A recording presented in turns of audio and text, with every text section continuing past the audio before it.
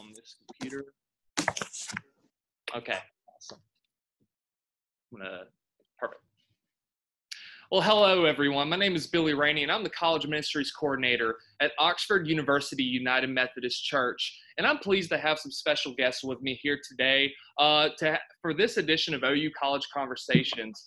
We want to specifically engage with the topic of mental health and specifically grief, and specifically how we are coping in this time of unexpected transition, of unexpected interruption in our lives. And we want to engage this from a psychological perspective, as well as a spiritual perspective, an emotional perspective. And we just want to enter into a conversation about that. So we invite you to join us in this conversation. And if you have any questions afterwards, feel free to drop them in the comments. Feel free to shoot us a message. And we thank you just for being a part of this. And I'm thankful to our participants today who are willing to be a part of this conversation.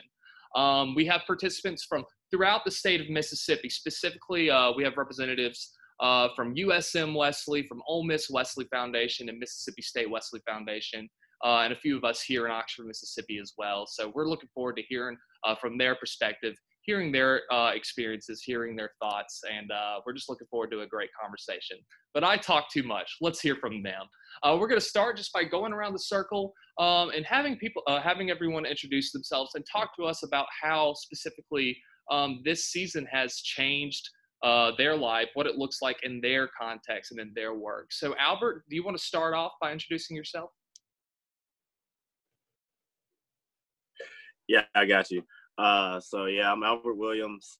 I currently am one of the associates at the Ole Miss Wesley Foundation.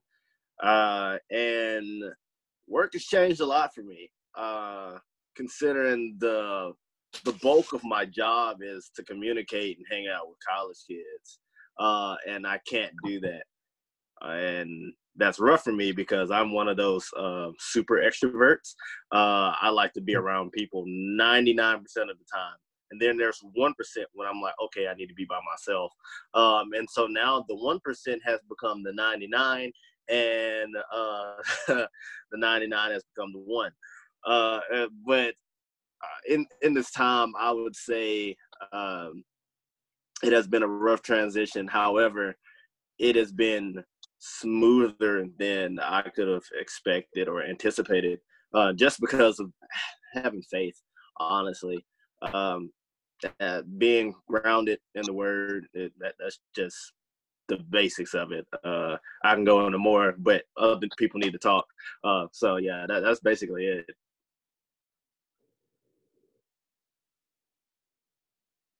I was muted. You think I would have learned this by now. Madison, you're a student and also an intern with the Wesley Foundation. What has this experience been like for you just right out the bat as a student? Yeah, so we've had a lot of conversations about this lately, and it's honestly just doesn't seem real in a sense. Like, is this really happening right now? But it's definitely been hard. I think for me, it's not been as difficult as I thought it was going to be. It's kind of been smoother, like Albert said. I've gained a new normal that I can work with and figure out how to do at home. And that was something the first few weeks that I really struggled with of, okay, what am I going to do? How am I going to do this? Because I am still in school, but I'm at home. And I know when I go home, my mind goes, I'm at home. I'm going to spend time with my family. But I still have Canvas. I still have professors emailing me. I still have all of this that I have to do. And so it was very stressful at first, and talking to different people. It's been sad and it's been hard because I just want to be there with them. I'm a hugger. I love to hug people. And so when someone's dealing with something or someone comes to me, they know that I'm going to ask them if I can give them a hug. And so I just want to be able to sit with them and be like, we're going to get through this together. And some of my friends who might have more difficult majors than others, their professors don't know how to work Canvas. And so they just overload them. And they were already busy before we became this new pandemic world, whatever. And now it's like extra, and all they can do is school. I mean, I have friends that wake up at 8 a.m. and have class all day, and then they have homework. And so they're still not going to bed until midnight or 2 a.m. And so it's just a different world, like at a loss for words, honestly, for what's going on. And I think everyone's experiencing it. So I think that makes it a little bit easier. But it's still, we're all blocked by a screen right now. We can talk. Yes, the cows, they're having a good time. We can still talk, but we can't, it's just not the same as being able to sit side by side or in front of each other and deal with it together. So it's definitely been a work in progress, for sure. But as the weeks have gone on, it's gotten better. I'm going to mute myself so the cows will be quiet for a minute. Katie, how about you? Introduce yourself and tell us what this has been like in your context. Yes, I'm Katie Heckel. I have the deep privilege of serving at Wesley Foundation at Mississippi State as the Associate Campus Minister. And our biggest concern off the bat, of course, is just how do we connect and stay connected with our students. And we felt the need to keep up our rhythms somehow, within a virtual digital discipleship plan. So we just immediately got to, it was kind of like that quick reacting, like how you would prepare when there's a tornado that's about to come or it's coming. It was just like all this quick, here we're going to respond and do all these things. An article that I know that y'all are familiar with, Billy, is that helped us kind of see through it is just, is this a blizzard? Is this a winter? Or is this an ice age storm? So we just tried to keep up with weekly rhythm and tried to stay connected with our students.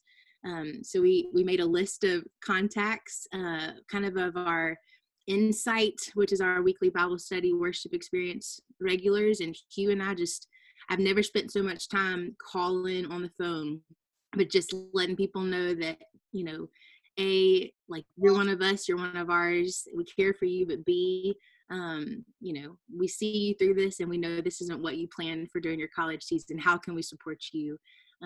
So that's been our main concern, just connecting and keeping up rhythm. So we tried to figure out this digital discipleship world. And I think we've still got some work to do in figuring out the kinks and the other things, but there's been blessing, like Albert said, there's been goodness even in light of all the crazy.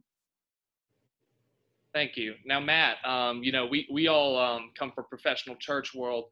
You have a perspective to add in your experience in psychology. So if you could introduce yourself, tell us a bit about your background and your work, and then speak to how COVID has impacted your life. Yeah, thanks. And thanks for having me. I just enjoyed listening to everybody just describe those things. I'm a psychologist in Oxford, Mississippi. I have a private practice here. Been doing this for about 17 years. And so I do therapy, I do testing, I do things like that. I think that, certainly there are differences, but the thing is that I was just thinking about when you said the prayer before we began, that I think that the gist of my adjustment has been how do you figure out how to help people right now?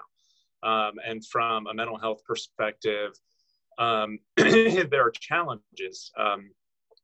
There are my concerns just in terms of the specifics about the changes that are being made and how that is affecting people, how that is affecting their resources to cope and to manage things. And then there's also this medium that we're using today that we're really having to, at least for the time being, exclusively use, that a lot of people are resistant to, particularly I feel like certain clients that fall into certain categories are more resistant. So it's just trying to figure out ways of how can we reach out and help folks. So your prayer actually resonated quite a bit. Awesome. So that kind of leads me into the next question. Anybody could tackle this at their pleasure, but just right out the bat, what struggles have you found to be most prevalent amongst young adults, amongst students during this time? Perhaps that surprised you, perhaps you were expecting it. Whether it be mental, spiritual, emotional, what struggles have been most prevalent that you have seen?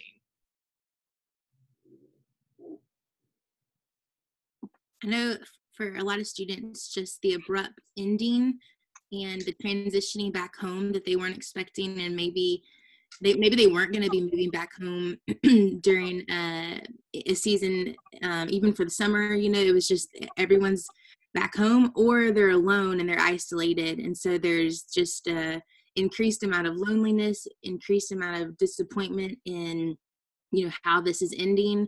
And then that hey, I actually come from a hard home background and it's broken, and there was relief to be kind of away and not living there, but now I'm back and it's hard.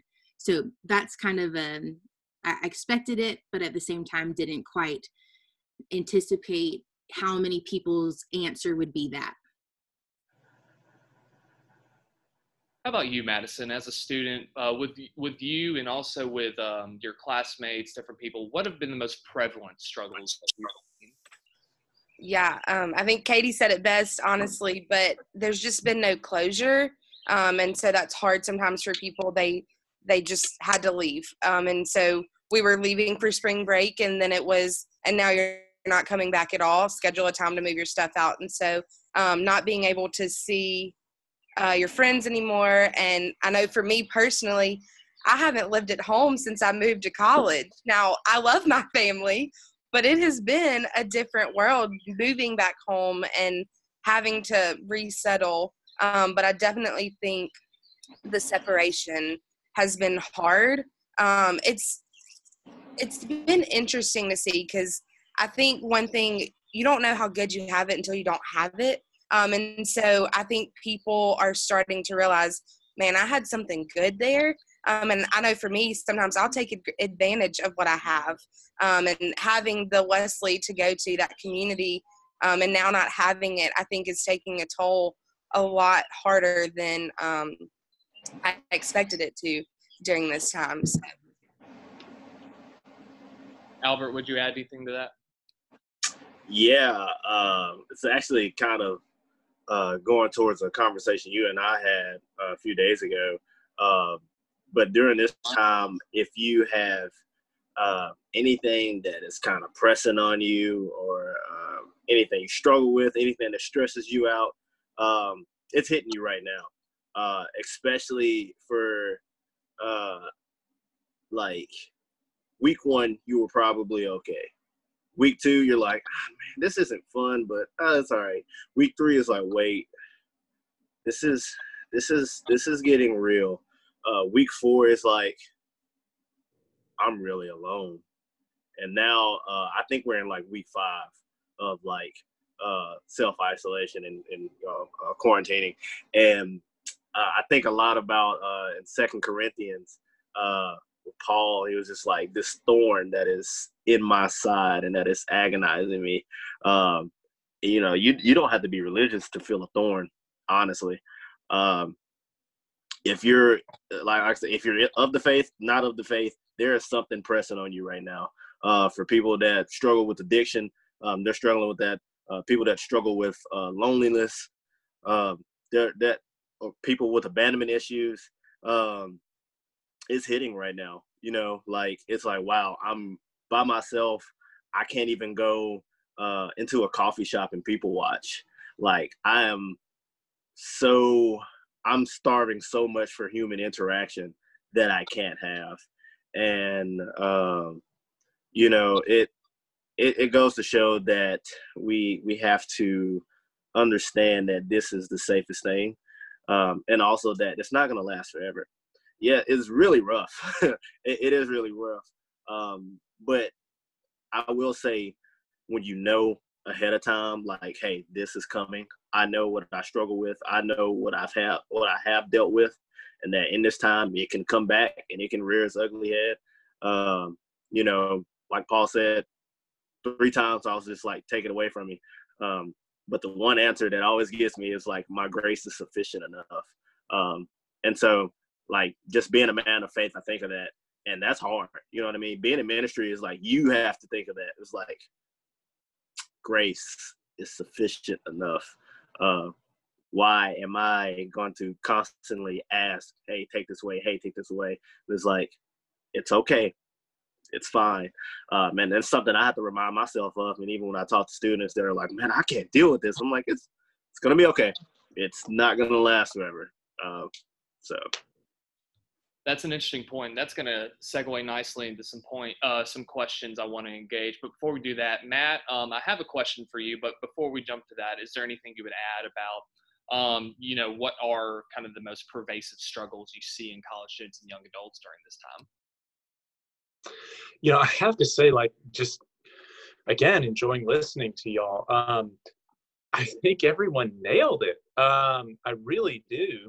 Because when I'm listening to you all, I'm hearing different aspects of the experience, and it's to me, my experience, it's spot on, because we have, for most everyone, these are unnatural circumstances for us. We are made to be with other people. We're made to connect. We're made to, to share time in the same place with one another. That's how, as humans, we're made to be. And to have the absence of that can affect us in so many different ways. And so I think there's just that general experience and the grief and the abruptness at which this happened, and the unceremonious nature, and literally unceremonious, for people who are graduating and finishing their time and not being able to go through these rites and rituals that, we had just assumed. Of course.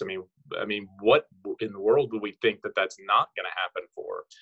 And then, this latter point, that there's also a particular concern for those who already may have some issues related to mental health, and how particularly vulnerable these things make them, and them to perhaps for symptoms to worsen, or for them to have a recurrence of symptoms because they're not able to do the things that they do to cope. So I really feel like y'all nailed it. So this is and as I'm talking, feel free to interject if anyone has something to add, but this kind of leads me to the question that I've processed in my own head, I've received from students that made me really want to have this conversation. It's specifically how to deal with grief, and specifically in this context. I've talked to students who are obviously grieving, who are obviously trying to process emotionally, spiritually, mentally the grief that they're dealing as they have some sort of loss. But here's the blockade they've run into. They feel guilty for grieving. They might have, they might say, okay, yes, I can't have a graduation, or I can't see my friends for X amount of time, but I have a roof over my head. I'm getting a college education. My parents still have their job, whatever it may be. They want to basically try and put their lives into perspective, and say, okay, I really have nothing to grieve about, which, from my perspective, it is good to put things into perspective. But what I'm seeing and what I've experienced in my own life is that they're not processing that grief, and that it's going to come back to bite them. It has come back to bite me at different times in my life. So Matt, I want to start with you. If a student were to come to you, or just me come to you and say, I feel I'm hurting, but I feel guilty for grieving, what would you say to that? What advice and direction would you give to someone in that scenario? You're going to have to cut me off on this one, because this is like a button issue for me. The thing is about that experience, and I've seen it, you mentioned it previously in our communications, and then I've seen it. I saw my niece make a mention of this a few weeks ago, and such. And I like to give examples of things, and one of them that I think of with this is that I give the example of some years ago, one of my sons, 4 boys, and my youngest was having a terrible night of sleep, woke me up the entire night, probably got 2-3 hours sleep that night. Well, at one point during the night, he went to one of his older brother's rooms. And so the morning comes, I'm making breakfast, and the older brother comes down the stairs, and he just looks rough. And I was like, what's up, man? You all right? And he said, I'm just so tired. He goes, Charles, he goes, Charles woke me up for like an hour last night, right? And I'm thinking, and so I have to admit, like, I'm calculating in my head, and I'm like, okay, so you got 8 hours sleep and I got 3, right? Does that mean he's not tired? Does that mean he doesn't feel what he feels? He most certainly does. It's irrelevant, my experience, to the fact that he is. So, it is so essential that people accept how they feel, that they acknowledge and accept that experience that they're having. Because one of the metaphors that I like to use is that the feelings that we have, it's kind of the current that is guiding us, and sometimes it's more intense, sometimes it's less intense, sometimes we enjoy it, sometimes it's scary or we don't like it, but it's there. We can't, nature is undefeated. And that is the nature within us, is the feelings that we have. And it is so essential to acknowledge and work with those. That doesn't mean that we don't have gratitude. Research is very strong that our gratitude and taking moments for gratitude is a very healthy thing for us to do. But it's not healthy if it means we're trying to minimize our own experiences. And so it's just essential that people acknowledge and again, don't have to be directed by it. That doesn't, acknowledging it and working with it and taking care and being compassionate to ourselves, it doesn't mean that we're, sitting around feeling sorry for ourselves, or we're just sitting on a couch, or, all day long thinking about how bad we feel. That's not what we're saying. We're saying, let yourself feel it. It's real. It's your experience. And to Billy's point, I think you're 100% correct. It'll come back if you don't acknowledge it. So let it be. Katie, there's I'm passionate about this because I struggle with this a lot, and I'm seeing it in my students. There's a lot of people who just want to be thankful. They want to be a good Christian. They want to please God by counting their blessings, thanking them. They don't know how to let God into their pain, especially when they are comparing it to more pain in this world. So on the same note, how should students bring their grief and their pain to God and let them and process it during this time, in your opinion? Yeah, I think there's a need for the church community to take up the old practice of lament. Lament is a practice in Scripture that's really throughout. You'll find it in several different books, like when David, laments over his sin, or especially in the book of Lamentations. Lamenting is a way for us to process emotion and the confusion of disorder and chaos in the world by choosing to express ourselves to God. And then Lamentations, just going through that book, it reveals to us that the appropriate response, not just like it's the appropriate response to take our own brokenness, however it's affecting us, like what Matt's saying, to not belittle what's going on in our individual lives and process it, and to take that directly to the Lord, and take it under the scope of also revealing that things absolutely could be worse, right? Like your world could be worse, and there are others. We're not all in the same boat here. We're all in different boats based on our own circumstances. And, I think even the call for the believers to get out of the boat and to even climb onto other people's boat and help them, get out on the boat and walk on the water. And I think one way to walk on the water is to take up lament, because what Lamentation shows us, and you have to mute me as well, but Lamentation shows us that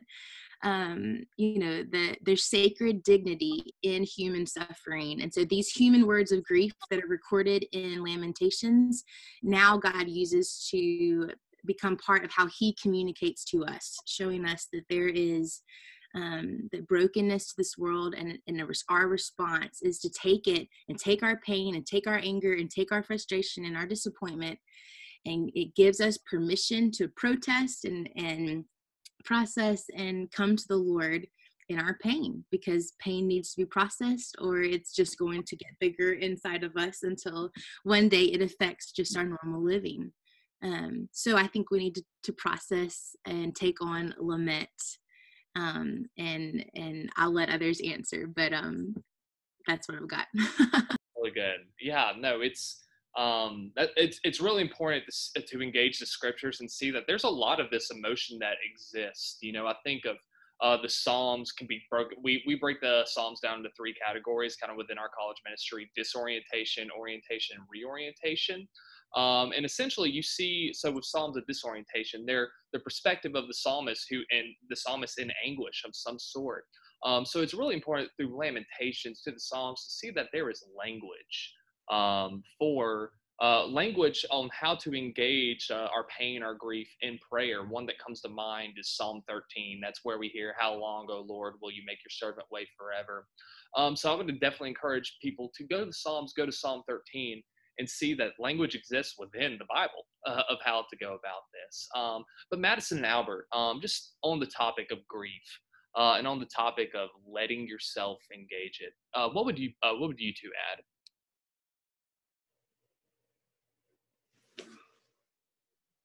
Madison, are you pointing at me, Albert? I was like, you want to go? You want me to go? Because look, it's dangerous for me to be in any conversation right now, considering I don't talk to people much now.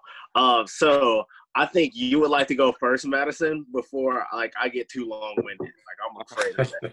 I don't have much to add. I mean, just like y'all said, allowing yourself to talk about it, allowing yourself to accept that. It's very easy during this time to just shut down and not let people help you or not let yourself deal with this. And so that's something that I have tried to be consciously aware of during this time of, I'm not going to shut down. Like, I am very extroverted. I will give you that. But you don't really have that. I can't get in my car and just go to the Wesley, or I can't get in my car and just go to my friend's house right now.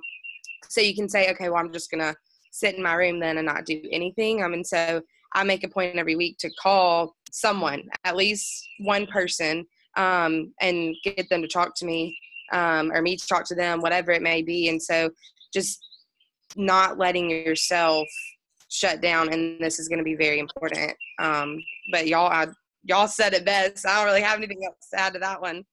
Well, I love the thought of not letting yourself shut down. Like, that's a simple sentence, but that really has been kind of a marking point for me, is saying, you know, like, keep up the good fight, do what you have to do to, like, take care of yourself and not let yourself shut down. So thank you for adding that. Albert, how about you?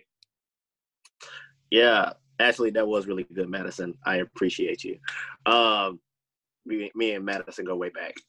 Anyway, so when you were talking, you're just Katie, you're talking about the Psalms, and like immediately I was like, yo, David, when he was wrong, he knew he was wrong, and I think about Psalms 51.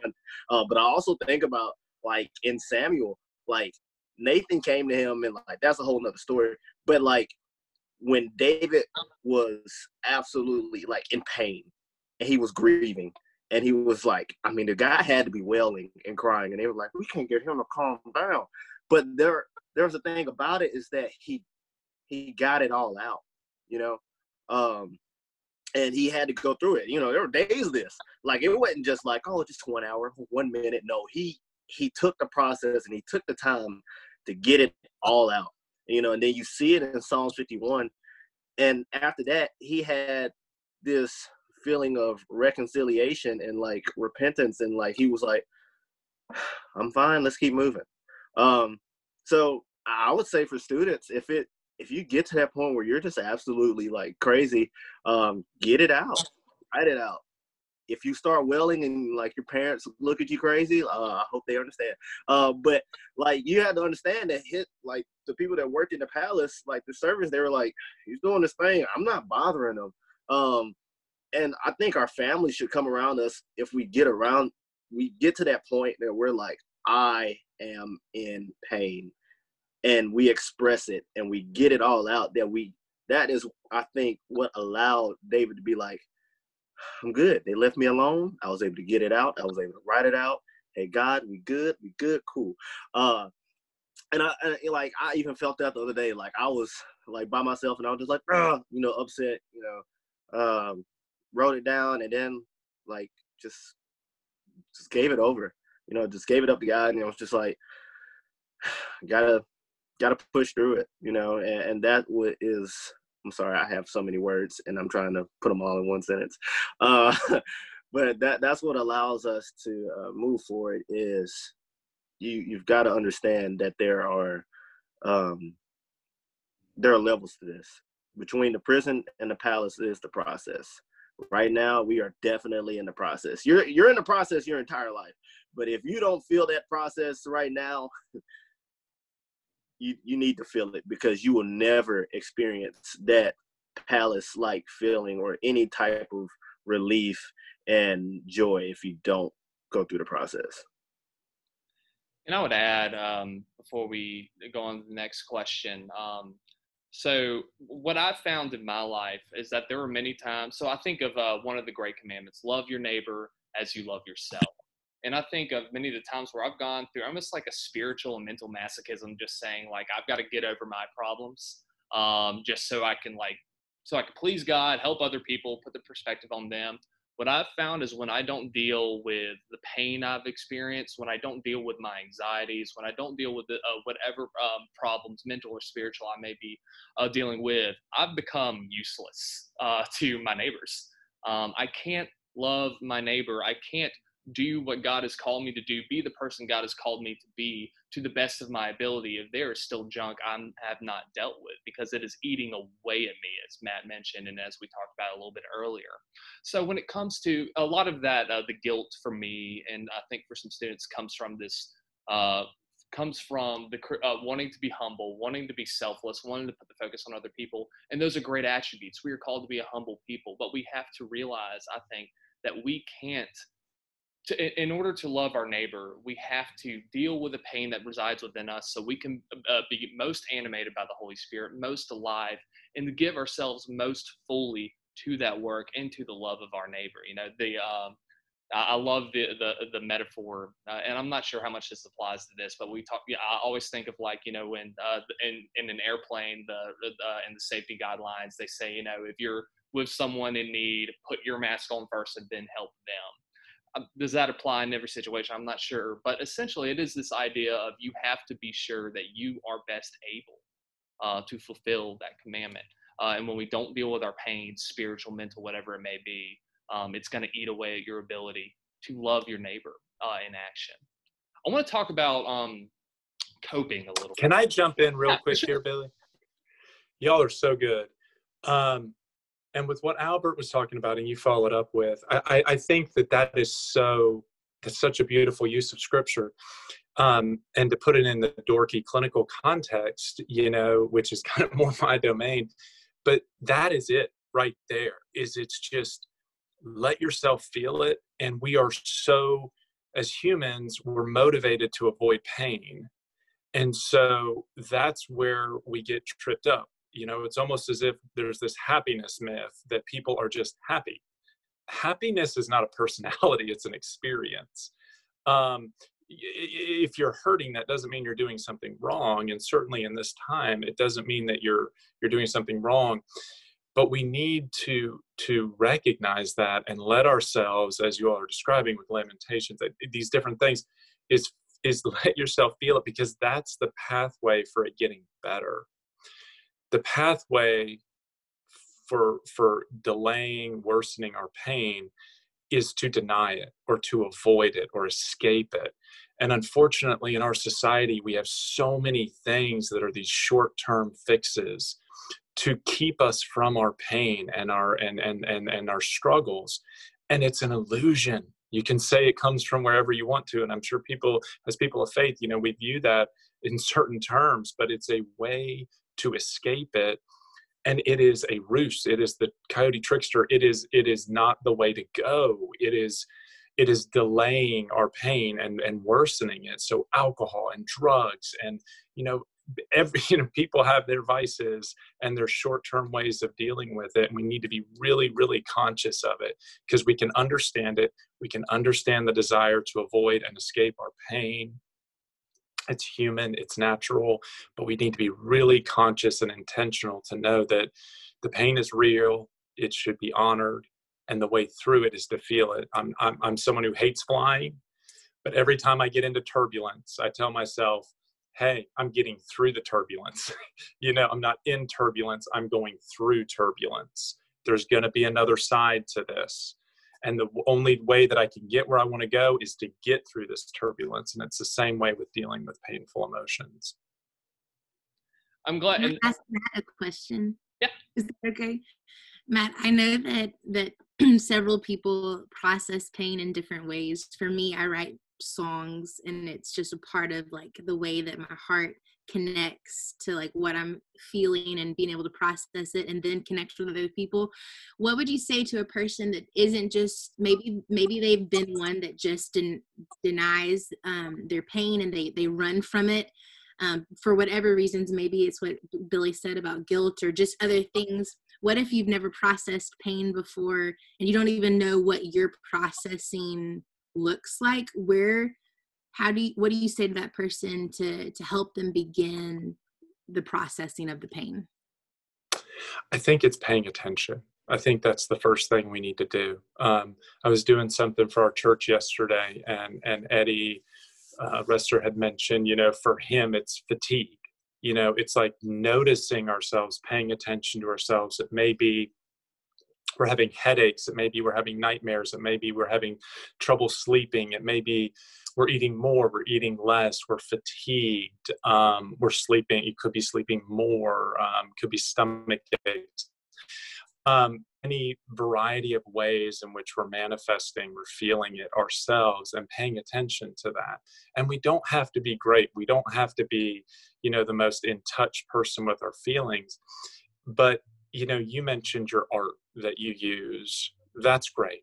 I just want people to pay attention and notice, am I more irritable? Am I more difficult to be around? Am I more sensitive to what seems like probably mild slights by others and things like that? And pay attention. And maybe we don't have a name for it. Maybe we don't have something specific. That's not the most important part of this. Find a release. Albert talked about, kind of just expressing it verbally or like tearfully or whatever. Great. If that works for you, awesome. If it's art, awesome. If it's running, if it's exercise, great. Whatever it is, but just imagine it as taking something, because our anxiety and our depression and things like that we may feel, we call those internalizing disorders. We keep things in. Find a release for them. And it may be talking, it may be art and music, it may be exercise, it may be any number of things, but it's take it, release it. Try to release tension and things like that. But I think it's a great point, because I think that, sometimes that's a difficult, it can kind of seem like what I'm saying can seem like a foreign language, because we all don't have a really strong emotional language. And so I think that's a great point. Great question. Yeah, no, and this is kind of transitioning to a conversation I wanted to have of just healthy coping mechanism, right? Whether it be spiritual, mental, psychological, whatever it may be. Because I think a lot of people just assume that like some church folks don't have unhealthy like addictions and coping mechanisms. That's false. There's plenty. We are in my own life and people I know throughout church world who are faithful Christians. They are strong addictions that are pervasive. I've dealt with that in my own life, whether it be alcohol, narcotic, whatever else it may be. This is a time where those can kind of come back in and take over our lives. So one of the most important things for me is to find those healthy coping mechanisms, find ways to find true formative healing in times when maybe my anxiety surges up, perhaps to not, reach for the bottle of wine on top of the fridge, but reach for something else. So from any of y'all, what are some other healthy ways that perhaps we can cope when maybe you're having a hard night, when maybe it's getting to you? Spiritual, psychological, whatever it may be. What are some healthy coping mechanisms? I like to journal. So not like doodle. I'm not good at drawing, but just writing all of my thoughts down that are in my head, putting them onto paper. I like to do that. And I have you can ask my mom. I have like different journals from TJ Maxx that I go. It's a hobby, I guess you could say. I go pick out the cutest journal. It just makes me feel better. I don't know why. And then I just sit down, and I usually do it at my quiet time too. But I just write down every thought that comes in my head at that moment, and kind of what I've been dealing with throughout that day. I usually do it at night, to kind of process my day kind of thing. And so I'll write it all down, and then I just read back through it, and then I shut my journal, and that's all I do with it. And so I've kind of processed it, I've put it down, I've read back through it, and then I just leave it there. And it has definitely been something that I find a lot more peace within when I do something like that. And then I'll never forget it statewide one year. I don't remember the guy's name, but he got up there and he was talking, and he was like, I've just felt so distant from the Lord lately, and I keep questioning everything, and I don't understand why. And he said he looked down at his bedside table, and his Bible was sitting there, and he hadn't opened it. And he said, the Lord has been right here with me, but I haven't allowed him to just be in my presence, and me acknowledge that he's in my presence. And so he said, I just picked up my Bible and I started reading, and at that moment I knew that everything was okay again. And so I've started doing that too when I just feel very anxious, or like I don't know what to do anymore. I'll pick up my Bible and literally just open it to a random spot, and just start reading through it. And it just somehow, some way just makes me feel a little bit more calm inside. Yeah, that's been huge for me. I could tell, like, I'm always honest that there are seasons in my life. I've been working for the church in some shape, form, or fashion for 3 years now. And there are times in my life where I'll look back on the past couple months and say, I haven't read the scriptures for something other than work in a long time, or I haven't engaged in certain disciplines other than for the purposes of being able to teach college students in a long time. So that's one thing that's kind of pervasive for me, is just what does it look like to engage disciplines and recognize it doesn't happen overnight. Like when engaging the Bible to help you feel better, it's not about like, oh, the Bible just drops and open it, whatever. It is about saying what are small steps that I can take to further engage this discipline so that I may see fruit from it down the road. Not get so caught up on, I need to be reading my Bible more, I need to be praying more, I need to be doing this. It is asking the question of, okay, what's my next faithful step? Can I say, pick a book of the Bible and just commit to getting through it in 1 week? What is the next faithful step to take the step into that discipline? That's something helpful for me. Because sometimes we talk about spiritual disciplines and whatnot, and we don't really know the on-ramp, and then we get stuck and whatnot. Kind of my advice for myself is just to say, don't worry so much about the big picture. Just take the next step. Take the next step of healing. Take the next step of spiritual discipline, whatever it may be. What else? Coping mechanisms. Matt, you spoke a little bit about it. If you had anything else to add, or anyone else. Healthy ways to cope when perhaps the weight of the world is really getting at you. Yeah, I got something. If nobody's about to say something right now, I don't want to interrupt. For it. So knowing me personally, and this is just being totally transparent with you guys, like I have addictive personality. That could be good or bad. Like when I was a cheerleader, I was addicted to cheerleading. Like I ate, slept, breathed it, drank it. It is what I thought about. It was a part of my being.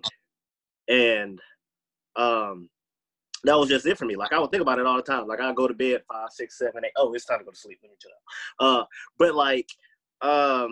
But that means I can get addicted to bad stuff too. And like, granted, I've pretty much stayed away from a lot of bad stuff throughout my life. At least I've tried to. But there have been some things that have crept in. And when those, like being alone, like those thoughts like really creep in.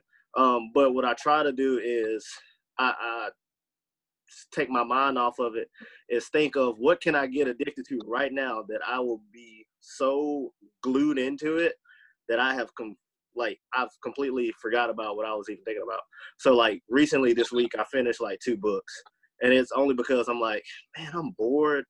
And then the little little devil on your shoulders, like, oh man, well, what about this? And I'm like, oh, forget you. Then and then I'm like, oh man, I've got this book that I wanted to read. And so like I found myself with like 80 pages left, and then boom, an hour later or 2 hours later, I've got like 20 left. And like I literally just read and read and read until I was like, oh, why did I start reading? You know what I mean?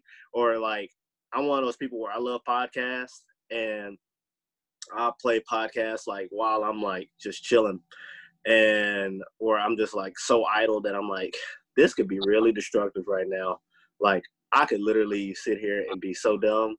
But I'll play podcasts, and I'll be honest with you, I also game from time to time. And so I play Minecraft while I listen to podcasts. But I find myself so glued in, and so like I've spent hours listening to podcasts, playing Minecraft, and I have put my mind, I've now taken my brain and rewired it in such a way that like all I'm doing is focusing on good. And so like I try to take in so much that all I am is addicted to good things. You know what I mean? And so it's like, and that can be either, like I said, with reading, with listening, like Madison, you say you journal. It's really about just training yourself to, what can I do to not think about this? Or what can I do to like feel better? You know what I mean? And it's really about rerouting that pain, or rerouting that those negative thoughts. You know what I mean? So that's what I do. I really just try to take it, and whatever I can put my energy on, that will literally leave me going, why did I start this? But I'm like, I'm glad I started it. Thank you. Any things that y'all would add, Katie and Matt? Well, I was just thinking and reminded of when you're going through Lamentations and the tragedy and exile and slavery and all the things that are happening in Scripture, there's just a really powerful moment of hope that the afflicted man in chapter 3 talks about. He's speaking from the perspective like he has taken on all of Israel's stuff onto himself. And he says this passage. I'll read it just for a second. He says in Lamentations 3:19-24, the thought of my suffering and homelessness is bitter beyond words. I will never forget this awful time as I grieve over my loss. Yet, but there's always that transition that then says, I still dare to hope when I remember this. The faithful love of the Lord never ends. His mercies never cease. Great is his faithfulness. His mercies begin afresh every morning. I say to myself, the Lord is my inheritance. Therefore, I will hope in him. When I was just thinking, like, how do we process pain? And something that my family and my mom and her aunt, just something that we've done is that we often collect rocks when we're like on vacation, doing on walks, like heart-shaped rocks in particular. I even have some on my bookshelf, and we write on the back of them as like memories. And here in this passage, this afflicted man, he's processing pain, but the way that he's processing that brings him to hope is that he remembers how God is faithful. Not only that, he remembers who the Lord is. So like right here, it's that capital Lord. It's that Yahweh name where the Lord names himself, the Lord, compassionate and gracious, slow to anger, abounding in love.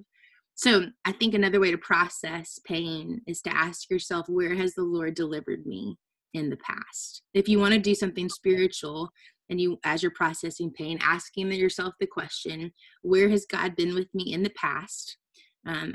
So like Madison, you journal, you're able to look back in your journals from the past to remember how God helped you then. And then that leads you to the hope that God will help me now. Like there is a promise of his presence, and there's a promise of finding shelter under his wings, regardless of circumstances. And I think it's just that the power of hope has to be our anchor during these times, and so usually during suffering and tragedy, things come to surface. What is our hope truly in? And what is our hope anchored in? And I think there can be a crisis of faith when all of a sudden you discover that maybe your hope hasn't been placed in the thing that is worth holding holding you in place. So I was just thinking that maybe a good thing for processing a pain is just to remember.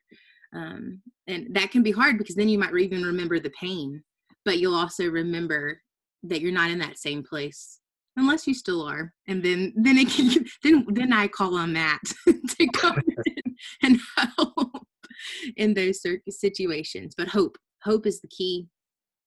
Hope is the key to grief. Yeah. Matt, any last thoughts on coping that you would add? I want to mention two things. I want to be mindful of our time. No, good. But I think that when we talk about coping, I think that Madison actually earlier on here mentioned something really, really important in terms of our coping. And I think it's something that, I don't mean to sound like the old guy, which I am in this conversation, but it's particularly difficult when we're younger. Because it's a good thing that when we're younger, we feel kind of like, oh, I can do it all. And kind of some of these rules, or what people say, they don't necessarily apply as much.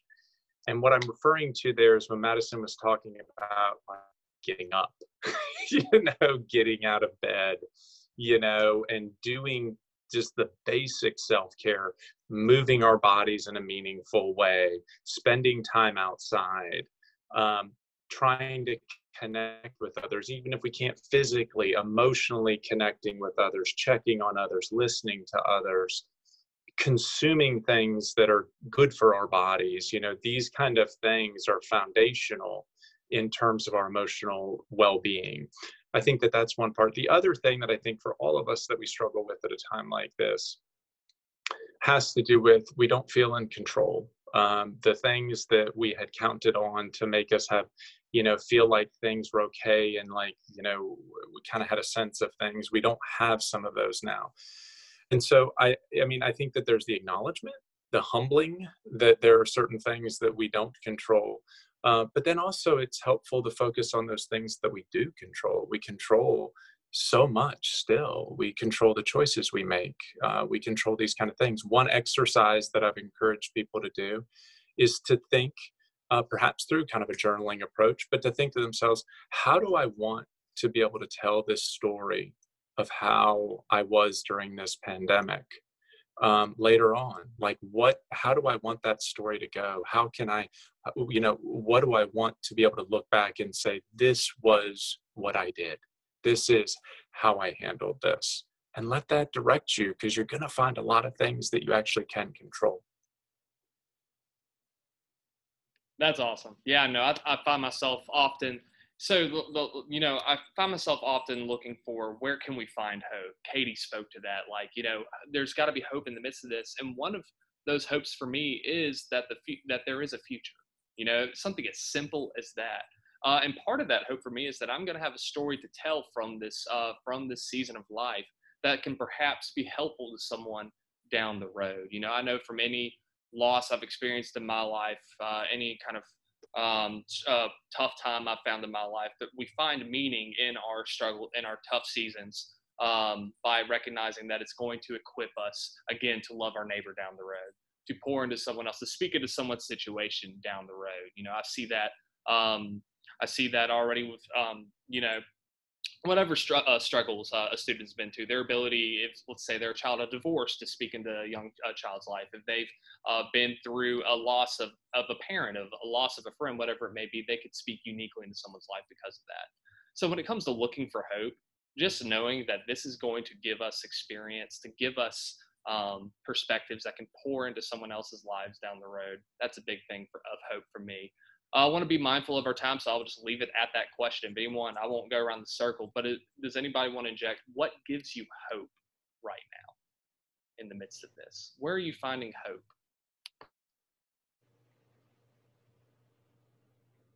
I know for me, being able to slow down and take these slower steps has been very rewarding and hopeful for me. But this weather It has been so beautiful outside, and it's actually pushed me to go work out a little bit more, which is a good thing.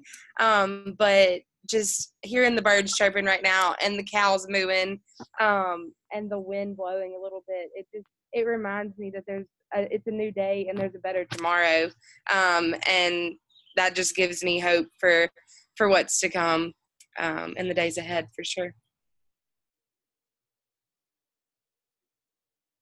I would say what gives me hope is, honestly, like the church answer is scripture, but looking at that and just kind of like applying it though, because like I think of Ecclesiastes, that how the Bible Project puts it, it's like the old man that's wise.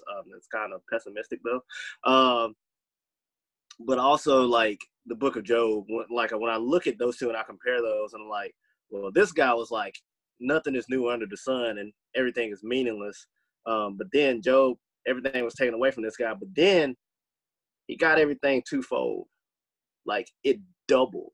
Like he went through a lot of grief and a lot of pain that he did not cause himself. Like he did not bring that upon himself. And the hope is that God is still in the miracle business. He's still in the gift-giving business. This too shall pass. And I mean, that's really what I just hold on to. I'm like, yeah, I'm not thrilled to be in this for another 2, 3, 4, 5, 6, 7, 8, 9, 10, however many weeks, however long it lasts. But I know that on the other side, that there is another side and another side of hope. And that I can go to sleep at night knowing that God's got me. That's it. I think there's always that hope of God's repurposing, the bad and the hard for our good and for the good of the world and for the good of the coming kingdom. So the hope that the kingdom is coming, that's the greatest hope that we have to hold on to, that one day God will wipe away all the pain and the suffering. And there's moments where we're seeing that. But until then, that's where our hope lies, that God keeps his promises and the coming kingdom is coming. But in the meanwhile, the hope of, like, one of you said this, maybe Billy, you said this, but just that God's working something in me during this season, and the hope that it's going to be turned into good, however hard it is, so that then it's used for the kingdom somehow. I love that God repurposes good. He's the greatest repurposer. And so just the hope that good is coming, and that we're already seeing it. Our eyes need to be open and being paying attention for that repurposed good. But that there is one whose presence never leaves us. And that is like my greatest hope, even in my moments of small suffering, though small they may be, that the presence of the Lord is with us and with each of you, and all of us. What a hopeful thought. Matt, any thoughts on hope for you? I love just listening to y'all. It can be difficult because this is unprecedented for us. There are many stories of many times where people's lives have been upturned, and we will get through this. And we have so much, hope in our faith. We have just so much. And there are so many really brilliant people working at this, and we're, the idea of us coming together there, there's a great deal to derive hope from. Well, I find hope that people are willing to have these conversations with me, and I find hope in all of you and all the work that you are doing to help people through this. So thank you all again for your time, for this conversation. And for those of you watching, we hope that this conversation has been formative, and we want to keep the conversation going. If there are any conversations from you college students that you want us to engage in as a church, as a people, shoot us a direct message to the OU account. Shoot me a message, comment on this. We want to continue to be having these conversations throughout the summer, going into the fall. We might not be able to gather physically at the moment, but we can continue to do the work of the church, to engage these topics, and to find the hope of the kingdom of God in the midst of it. That's why we're here, and we want to be supportive to you in any way during this season. So again, if there's conversations that you would like to see happen, shoot us a message and shoot me a message. And if you ever need anything, college students from the church, please know that we're here for you. To my guest, thank you so much. Y'all are such a pleasure.